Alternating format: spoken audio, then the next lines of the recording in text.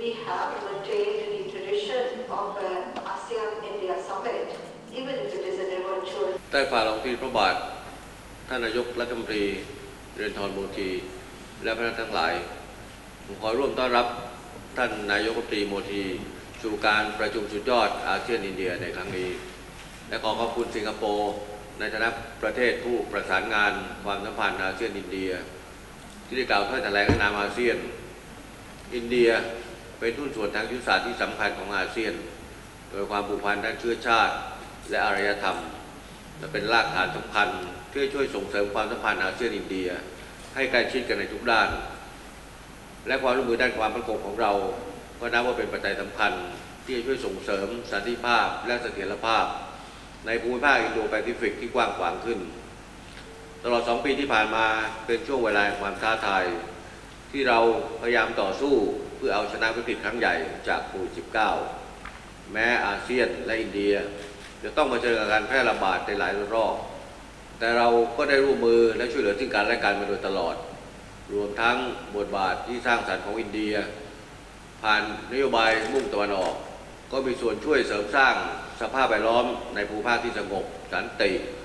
และเอื้ออำนวยต่อการฟื้นตัวของทุกประเทศในช่วงหัวเรียวหัวต่อที่สำคัญในการก้าวเข้าสู่ยุคหลังโควิด -19 ผมเองเห็นว่าอาเซียนและอินเดียเราสามารถร่วมกันสร้างอนาคตที่มั่นคงและยั่งยืนให้กับคนในรุ่นหลังต่อไปได้โดยเราต้องมองไปข้างหน้าให้มากยิ่งขึ้นในการที่จะส่งเสริมความร่วมมือใน3 ประเด็นดังนี้ประการแรก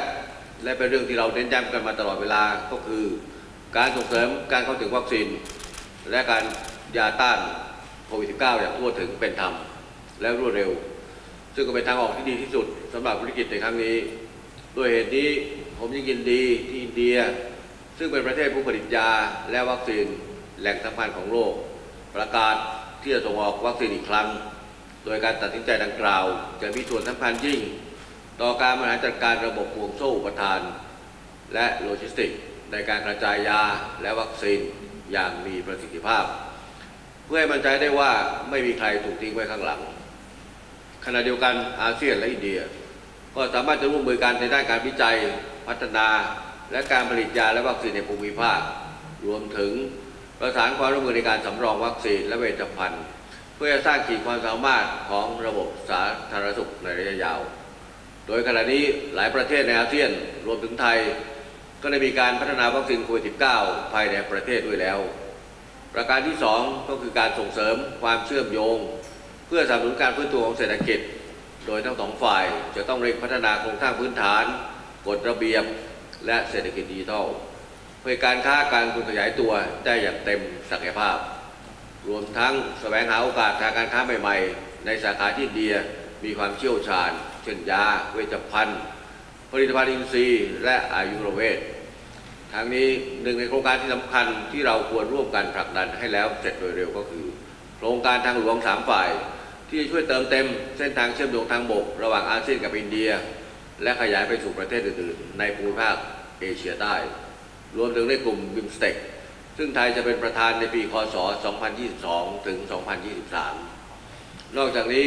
เรายังควรให้ความสำคัญกับความเชื่อมโยงในระดับประชาชนโดยเฉพาะการฟื้นฟูการท่องเที่ยวซึ่งก็เป็นภาคธุรกิจที่สำคัญของภูมิภาคโดยเราจะต้องสร้างความมั่นใจให้กับประชาชนว่าจะสามารถเดินทางไปมาหาสู่กันได้อย่างสะดวก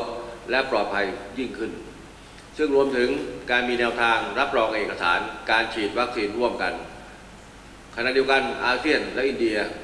สามารถที่จะแลกเปลี่ยนข้อมูลและประสบการณ์เกี่ยวกับมาตรการในการเปิดพื้นที่พิเศษเพื่อการท่องเที่ยวโดยไทยมีตัวอย่างโครงการนำร่องเช่นภูเก็ตแซนด์บ็อกซ์ซึ่งเริ่มดำเนินการมาตั้งแต่เดือนกรกฎาคมที่ผ่านมาและขณะนี้อยู่ระหว่างเตรียมการเปิดประเทศอย่างเป็นขั้นเป็นตอนประการสุดท้ายก็คือการส่งเสริมความร่วมมือด้านการพัฒนาที่ยั่งยืนเพื่อจะก้าวสู่ยุคใหม่ที่ดีกว่าโดยไทยในฐานะผู้ประสานงานของอาเซียนในเรื่องนี้พร้อมที่จะผลักดันความร่วมมือกับอินเดียในด้านการเติบโตสีเขียวเศรษฐกิจภาคทะเลที่เน้นการใช้ทรัพยากรอย่างยั่งยืนเกษตรอัจฉริยะและพลังงานหมุนเวียนซึ่งอินเดียมีประสบการณ์และความเชี่ยวชาญที่น่าจะแบ่งปันกับอาเซียนได้เพื่อร่วมกันพัฒนาจุดแข็งและรักษาสมดุลระหว่างการพัฒนาเศรษฐกิจ กับการรักษาสิ่งแวดล้อมโดยเรื่องนี้จะสอดคล้องกับโมเดลเศรษฐกิจ BCG ซึ่งก็เป็นแนวคิดที่สามารถจะนำมาใช้สนับสนุนการฟื้นฟูภูมิภาคจากโควิด -19 และผมเห็นว่าอินเดียสามารถร่วมมือกับไทยและอาเซียนได้โดยใช้กลไกของศูนย์ ACS DSD ที่ประเทศไทยสุดท้ายนี้ผมขอย้ำว่าการร่วมมือการส่งเสริมในเรื่องดังกล่าวข้างต้นจะเป็นกุญแจสำคัญในการกำหนดทิศทางของความเป็นหุ้นส่วนทางยุทธศาสตร์ระหว่างอาเซียนกับอินเดียในอนาคตหลังโควิด -19 โดยเฉพาะในโอกาสที่เราจะฉลองครบรอบ 30 ปีความสัมพันธ์ในปีหน้าและในวันนี้การรับรองแถลงการร่วมอาเซียนอินเดียว่าด้วยความร่วมมือต่อมุมมองอาเซียนต่ออินโดแปซิฟิกก็จะช่วยส่งเสริมความเกื้อกูลระหว่างความร่วมมือภายใต้มุมมองของอาเซียนต่ออินโดแปซิฟิกกับข้อริเริ่มมหาสมุทรอินโดแปซิฟิกของอินเดียและก็ถือว่าเป็นจุดเริ่มต้นและเป็นก้าวสำคัญของพวกเราในการที่จะขับเคลื่อนความร่วมมือที่เป็นรูปธรรมและได้ประโยชน์ร่วมกันในอนาคตตลอดจนจะช่วยเสริมสร้างบรรยากาศแห่งความเชื่อมั่นและความไว้วางใจซึ่งกันและกันรวมทั้งสนับสนุนความเป็นแกนกลางของอาเซียนซึ่งจะส่งผลดีต่อเสถียรภาพและความมั่นคงของภูมิภาคในภาพรวมด้วยขอบคุณครับสวัสดีครับ